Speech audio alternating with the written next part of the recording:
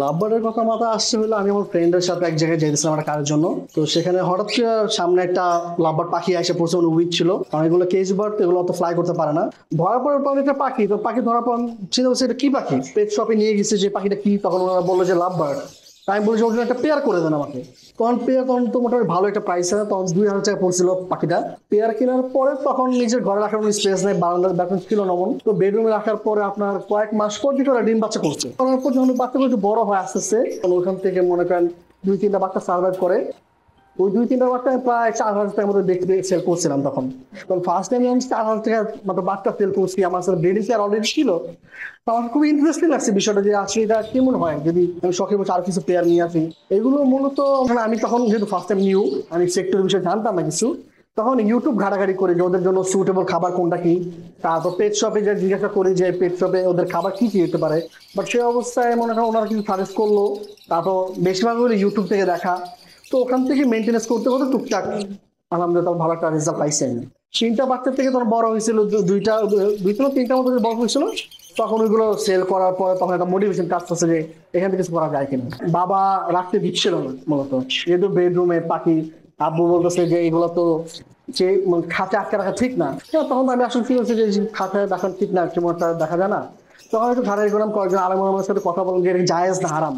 তখন আমরা case bird হিসেবে জায়েজ, কারণ এগুলো আমাদের নেটিভ বার্ড না, বাংলাদেশের বার্ড না। ফার্স্ট টাইম যখন বাচ্চাগুলো দেখছি, যখন হ্যান্ডফিট করে, তখন মনে করেন নিজের বাচ্চা থেকে কম লাগে নাই। মনে হচ্ছে যে আমার নিজের বাচ্চাই এত সুন্দর করে কেয়ার করতেছি, টিস্যু দিয়ে মুখ পুষে দিচ্ছি, তারপর আবার হ্যান্ডফিট করে দিচ্ছি। আমি যখন সেল করছি যে 4000 ওখান থেকে ভাবছি না আরেক পেয়ার কিনবো।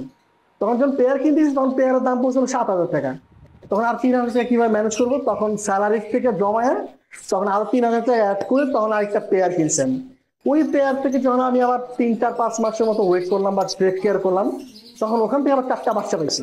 ওই 4টা বাচ্চা আমার আবার ভাবছি যেহেতু হয়েছে, তাই আমি সেলফের টাকাটা উঠাই, নিজের টাকা ইনভেস্ট করছি আপাতত এই চিন্তা করে।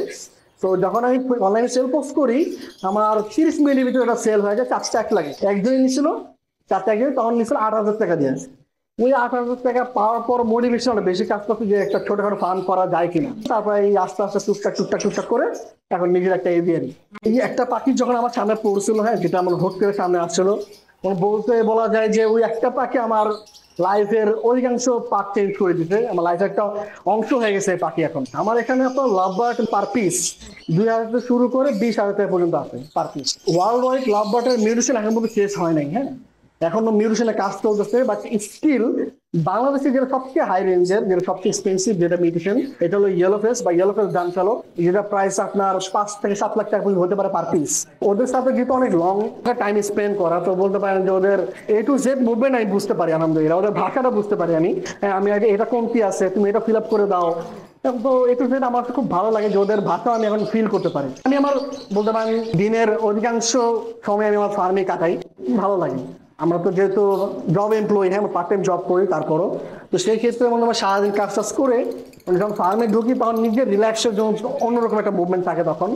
তো এই টাইমে আমার পাখি চাষের সাথে কথা বলতে আমাদের কারোর সাথে মন মানিত হয়েছে বা মন খারাপ হয়েছে, তো বা মনে কিছু কথা শুনতে চায় না এমন টাইপের, তো পাখির সাথে কথা তো বলি, দিনটা ফ্রেশ হয়, ভালো লাগে। মূলত আমার বলতে পারেন আমার স্বপ্নের 40% আপাতত আমি কমপ্লিট করছি, আরো 60% এখন কমপ্লিট করার বাকি আছে।